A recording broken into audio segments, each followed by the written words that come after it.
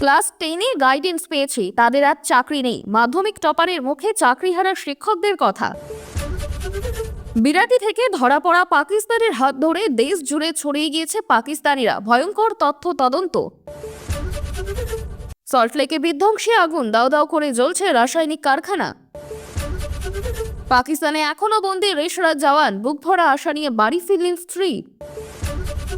অনুপ্রেরণা মুখ্যমন্ত্রী, সংসারের হাল ধরতেই আখের রস বেচছেন ইঞ্জিনিয়ারিং ছাত্রী। মৃত্যু 17 দিনের মাথায় হাতে মাধ্যমিকের ফল, টপার সন্তানের রেজাল্ট দেখে কান্নায় ভেঙে পড়েছে পরিবার। রাতে এক বিছানায় ফের সৌমিত্রকে তোপ দিলীপে, সাংসদ বলছেন উনি রাজনীতির ক্লোজ চ্যাপ্টার। মাধ্যমিকে পাশের হারে এগিয়ে কোন জেলা, পিছনের সারিতে থাকলো কারা? প্রথম সাক্ষাতে মুখ্যমন্ত্রীর কাছে আর্জি, দিলীপ ঘরণী রিঙ্কুর, আশ্বাস দিলেন মুখ্যমন্ত্রী। ভুট্টা খেতে লাল ট্রলি ব্যাগ, ভিতরে যুবকের দলা পাকানো লাশ, চাঞ্চল্য ইসলামপুরে। এতক্ষণ শুনছিলেন সংবাদ শিরোনাম, এবারে বিস্তারিত। মাধ্যমিকে জীবনের প্রথম পরীক্ষায় বিরাট সাফল্য, ভালো রেজাল্টের প্রত্যাশা থাকলো একেবারে শীর্ষস্থান। ভাবেনি সে। আদ্রিত জানালেন, আমরা এখন দেখছি 26,000 শিক্ষকের চাকরি চলে গেল। আমাদের স্কুলের কয়েকজনের চাকরি চলে গিয়েছে, আর সেই টিচারদের কাছে পড়েছি আমি। ক্লাস 10-এও গাইডেন্স পেয়েছে, এটা খুব আনফরচুনেট। আমি চাইবো তাদের যেন যোগ্য পোস্টে তাড়াতাড়ি ফেরানো হয়। চাকরি নিয়ে সংকটে হাজার হাজার শিক্ষক ও শিক্ষাকর্মী, একই সঙ্গে পড়ুয়াদের নিয়েই সংকটে পড়েছে রাজ্যের হাজার হাজার স্কুল। অনেক ছাত্ররা এই পরিস্থিতিতে পড়েছে মুশকিলে। শিক্ষকদের পরামর্শ পাওয়াটাই মিসও করছে তারা। তেমনই আদ্রিত, প্রিয় শিক্ষকদের হঠাৎ চাকরি হারানোই নাড়া দিয়ে দিয়েছে তাকে।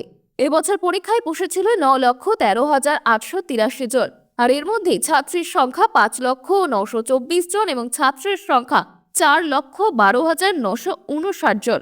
এর মধ্যে পাশ করেছে মোট 7,91,088 জন, আর তার মধ্যেই 696 পেয়ে প্রথম স্থানাধিকারী রায়গঞ্জ করোনেশন হাই স্কুলের আদ্রিত সরকার। জাল পাসপোর্টের তদন্তে নেমে ক্রমেই যেন কেঁচো খুঁড়তে কেউটে বেরিয়ে আসছে। কাশ্মীরের জঙ্গি হামলার নেপথ্যে পাকিস্তানের যোগ এখন দিনের আলোর মতো স্পষ্ট। এই পরিস্থিতিতে এই রাজ্যের পাসপোর্ট জালিয়াতি কাণ্ডে উঠে এসেছে পাকিস্তানি যোগ। বিরাটি থেকে ধরা পড়া পাক নাগরিকের জেরে করছে ইন্টেলিজেন্স ব্যুরো, আর তাতেই যা সব তথ্য উঠে আসছে তা এক কথায় ভয়ানক। বিরাটি থেকে ধৃত পাসপোর্ট জালিয়াতি কাণ্ডে ধৃত পাক নাগরিক আজাদ মল্লিককে নিয়ে কেন্দ্রীয় এজেন্সির তদন্তে একের পর এক চাঞ্চল্যকর তথ্য উঠে আসছে। ইডি সূত্রে খবর, এই রাজ্যে ধৃত পাকিস্তানি নাগরিক আজাদ মল্লিককে জেরা করে 200টি পাসপোর্টের তথ্য মিলেছে। ইডি তদন্তকারীদের আশঙ্কা এই সংখ্যাটা হাজারও পেরিয়ে যেতে পারে। মানে এই লোকটির কাছে রয়েছে বহু জাল পাসপোর্ট। আশঙ্কা করা হচ্ছে বিরাট এক চক্রের পান্ডা ছিল এই আজাদ। তার হাত ধরে শুধু বাংলাদেশের নাগরিকরাই নয়, ভারতের পাসপোর্ট বাগিয়ে থাকতে পারে পাকিস্তানের নাগরিকরাও। ইডি সূত্রে দাবি, বাংলার পাশাপাশি দিল্লি, মুম্বাইয়ের মতো শহর থেকে অথবা গুজরাট, রাজস্থানের মতো রাজ্য সর্বত্রই ছড়িয়ে আজাদ মল্লিকদের জাল পাসপোর্ট চক্রের নেটওয়ার্ক। ইডি সূত্রে খবর, এই সংক্রান্ত তথ্য কেন্দ্রীয় স্বরাষ্ট্র মন্ত্রকে পাঠানো হয়েছে, কারণ পাকিস্তানের লোকেরাও যদি এই চক্রের হাত ধরে ছড়িয়ে গিয়ে থাকে তাহলে তা ভয়াবহ। প্রিয় দর্শক, আপনি কোন জেলা থেকে আমাদের ভিডিওটি দেখছেন কমেন্ট করে জানাবেন। আজকের ভিডিওতে 300 লাইক ও 100 সাবস্ক্রাইবার টার্গেট করছি। যদি এখনো সাবস্ক্রাইব না করে থাকেন, দয়া করে এক্ষুনি সাবস্ক্রাইব করে নিন এবং নিয়মিত আপডেট পেতে আমাদের চ্যানেলটি ফলো করুন। ফিরে আসছি পরবর্তী খবরে। শহরে ফের অগ্নিকাণ্ড, এবার সল্টলেকের সেক্টর 5-এর একটি ফ্লেক্স তৈরি কারখানায় আগুন। কালো ধোঁয়ায় ঠেকেছে এলাকা, দাও দাও করে জ্বলছে রাসায়নিক কারখানাটি। ঘটনাস্থলে দমকলের 5টি ইঞ্জিন। স্থানীয় সূত্রে জানা গিয়েছে, শুক্রবার দুপুরে অর্থাৎ টেকনোপলিসের কাছে একটি রাসায়নিক কারখানায় আগুন লাগে। প্রচুর পরিমাণে দাহ্য পদার্থ জমা থাকায় আগুন দ্রুত ছড়িয়ে পড়ে। পরপর কয়েকটি বিস্ফোরণের শব্দও শোনা যায়। মুহূর্তে কারখানায় বাকি অংশে ছড়িয়ে পড়ে অনর্গল কালো ধোঁয়া বেরোতে থাকে, সঙ্গে দাও দাও করে জ্বলতে থাকে কারখানা। খবর পেয়ে দ্রুত ঘটনাস্থলে পৌঁছয় দমকল। যুদ্ধকালীন তৎপরতায় কাজ শুরু করেছেন দমকলের কর্মীরা। 25 পাঁচিল টপকে ভেতরে ঢোকার চেষ্টা করছেন তারা। ঘটনায় আতঙ্কের পরিবেশ তৈরি হয়েছে জনবহুল এলাকায়। হওয়ায় আগুন আরও ছড়িয়ে পড়লে বড়সড় দুর্ঘটনা ঘটতে পারে বলে আশঙ্কা। ঘটনায় কোনো হতাহতের কোনো খবর নেই। ঘটনাস্থলে পৌঁছেছেন দমকল মন্ত্রী সুজিত বসু। ঘটনা তদারকি করছেন তিনি। এই নিয়ে 4 দিনই শহরে 3টি অগ্নিকাণ্ডের ঘটনা ঘটল। পাঠানকোট থেকে বাড়ি ফিরলেন পাকিস্তানে বন্দী জওয়ান পূর্ণমের স্ত্রী রজনী সাউ ও তার পরিবার।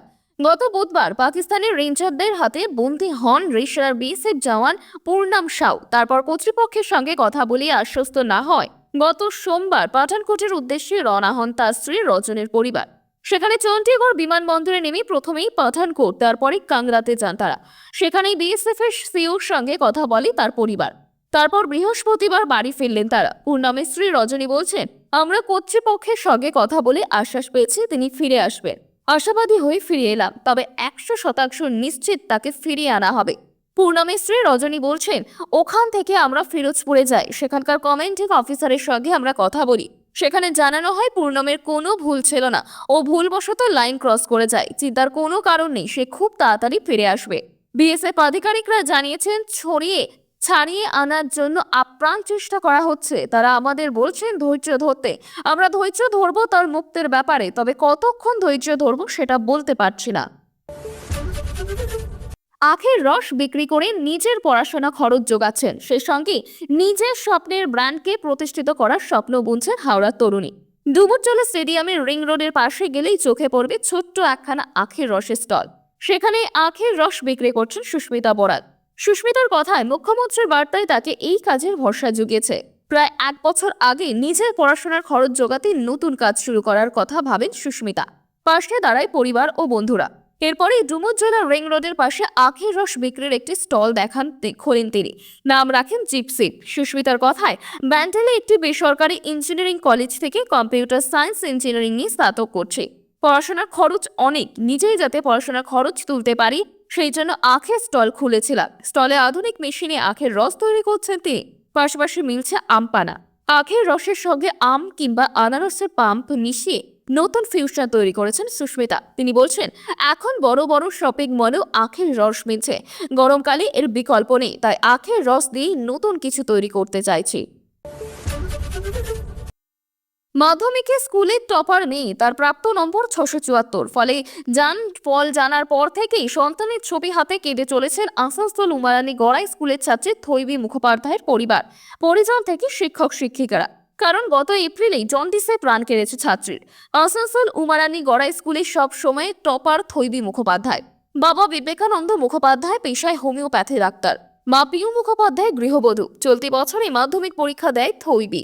তবে তার আগেই ছাত্রের জন্ডিস ধরা পড়ে। চিকিৎসক জন্য ভেলোর ছুটে যান বাবা মা। লিভার ট্রান্সফার করার খরচ 1 কোটি টাকা। জানতে পেরিয়ে এগিয়ে আসে স্কুল শহরবাসী। চিকিৎসার জন্য সোশ্যাল মিডিয়া থেকে অর্থ সাহায্য মেলে, কিন্তু তাতেও জোগাড় হয়েছিল 45 লক্ষ টাকা। কিন্তু এত চেষ্টা সত্ত্বেও বাঁচানো যায়নি থৈবীকে। গত 16 এপ্রিল মৃত্যু হয় তার। হাতে গোনা 17 দিনের মাথায় প্রকাশিত মাধ্যমিকের ফল।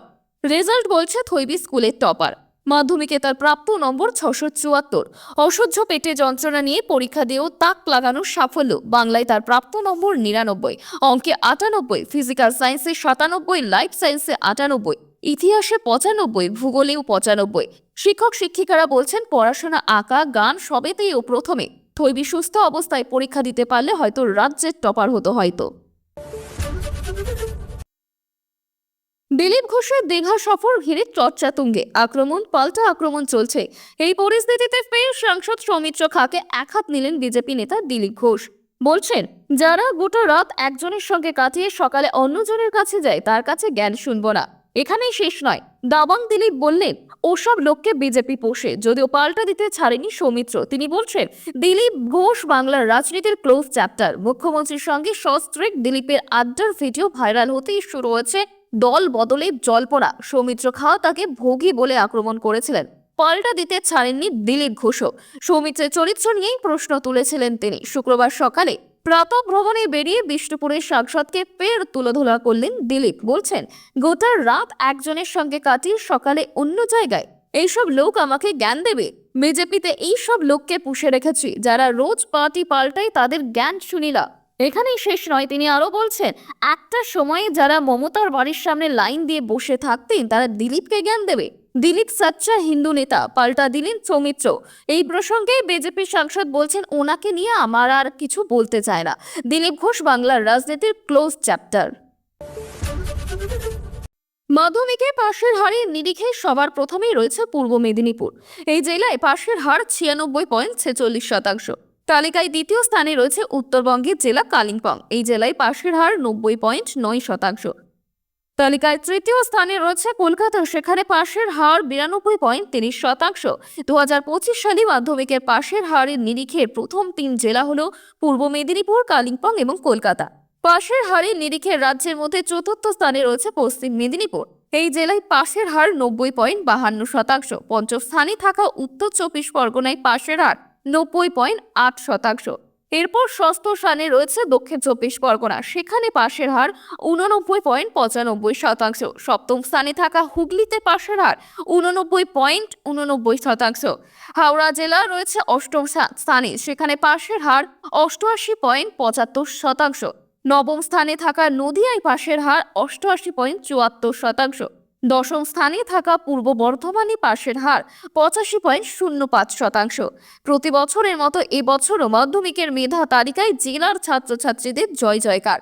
পশ্চিমবঙ্গ মধ্যশিক্ষা পর্ষদ জানিয়েছেন, মাধ্যমিকের মেধা তালিকায় প্রথম 10-এ রয়েছে মোট 66 জন ছাত্রছাত্রী, যাদের সিংহভাগই বিভিন্ন জেলায়। কলকাতার নাম রীতিমতো খুঁজতে হচ্ছে।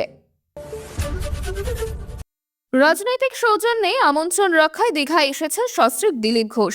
বৃহস্পতিবার প্রাতঃভ্রমণে এসে মুখ্যমন্ত্রীর সঙ্গে তার প্রথম সাক্ষাতের অভিজ্ঞতা বলার প্রসঙ্গে দিলীপের স্ত্রী রিঙ্কু বললেন, আমাদের বাড়ির ঠিকানায় পিনকোডের একটা সমস্যা রয়েছে। উত্তর ও দক্ষিণ 24 পরগনার বর্ডার এলাকা হওয়ার জন্য মাল্টিপল ঠিকানা শো করে। এই নিয়ে আমাদের সমস্যায় পড়তে হচ্ছে। আমি এই সমস্যার কথা মুখ্যমন্ত্রীকে জানিয়েছি। তিনি এই সমস্যা শীঘ্রই সমাধানের আশ্বাস দিয়েছেন। বুধবার দীঘার জগন্নাথ মন্দির দর্শন করে লাগোয়া অফিস ঘরে মুখ্যমন্ত্রীর সঙ্গে দেখা করেন দিলীপ ও তার স্ত্রী। সেখানে কিছুক্ষণ তাদের সঙ্গে মুখ্যমন্ত্রীর কথাও হয়। যদিও রাজ্য সরকারের তরফে একা দিলীপ ঘোষকে নয়, মন্দির উদ্বোধনের অনুষ্ঠানে থাকতে আমন্ত্রণ জানানো হয়েছিল বিরোধী দলনেতা শুভেন্দু অধিকারী সহ বিজেপির সাংসদরা। আমন্ত্রণ জানানো হয়েছিল বিজেপির রাজ্য সভাপতি সুকান্ত মজুমদারকেও, কিন্তু দিলীপ বাদে বিজেপির কেউ যাননি। সাক্ষাৎ করেছেন মুখ্যমন্ত্রী মমতা বন্দ্যোপাধ্যায়ের সঙ্গে। গল্প করছেন তারা। এই নিয়ে রাজ্য জুড়ে বিতর্ক তৈরি হয়েছে। তবে সমস্ত বিতর্ককে পেছনে ফেলে নিজের মেজাজেই রয়েছেন দিলীপ ঘোষ। ফের ট্রলি ব্যাগে দেহ উদ্ধার। এবার ঘটনাস্থল দক্ষিণ দিনাজপুরের ইসলামপুর।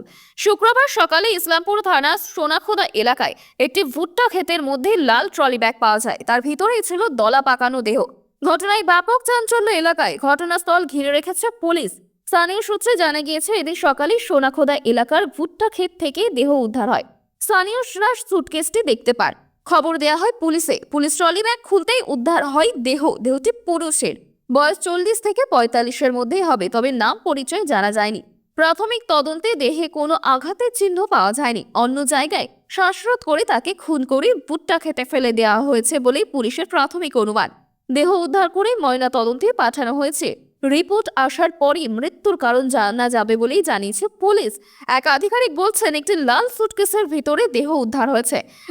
পুরুষের দেহ। প্রাথমিক তদন্তে আঘাতের চিহ্ন পাওয়া যায়নি। এখন বেশ কিছু বলা সম্ভব নয়। রাজ্যের একের পর ট্রলি ব্যাগে দেহ উদ্ধার হচ্ছে। আহিরিটোলা ঘাটে দেহ ফেলতে এসে গ্রেপ্তার হন 2 মহিলা। দিন কয়েক আগে বগুইয়াটিতে একটি নালা থেকে ট্রলি ব্যাগে এক তরুণীর দেহ উদ্ধার হয়। এবার ইসলামপুরে এক ব্যক্তির দেহ উদ্ধার ঘিরেই চাঞ্চল্য। এতক্ষণ শুনছিলেন আজকে সেরা 10টি খবর। ফিরে আসবো বিরতির পর। সঙ্গে থাকুন, দেখতে থাকুন কলকাতা পত্রিকা।